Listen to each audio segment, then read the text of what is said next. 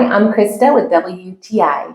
When you find a skincare product that you love, it's natural to want to share it. This Purlisse Ageless Glow Serum BB Cream is worthy of some praise, and today I'm going to sing it. This beauty balm is of a thicker texture, but is very blendable. I prefer to apply it by hand so that the warmth of my fingers can help it to go onto my skin more smoothly. It does initially have a light, clean fragrance, but the scent does not irritate my eyes, so I can apply it right up to the lash line and even upon my eyelids. It provides a natural and sheer coverage, which nicely evens out my skin tone, and it even disguises any redness or blemishes that I have without feeling heavy or cakey. I don't generally have dry skin, but as a smiley person, I have definitely developed plenty of fine lines around my eyes and mouth over the years. This moisturizing formula has really helped to hydrate and even minimize the effect in these problem areas for me. But even better than all of the immediate benefits of this BB cream, I love that it's a multitasking skincare product that was made with ingredients that are going to protect my skin from daily sun exposure, but also improve my complexion over time. The Purlisse Ageless Glow BB Cream was designed with all of my aging skincare needs in mind. I am so grateful to have found it.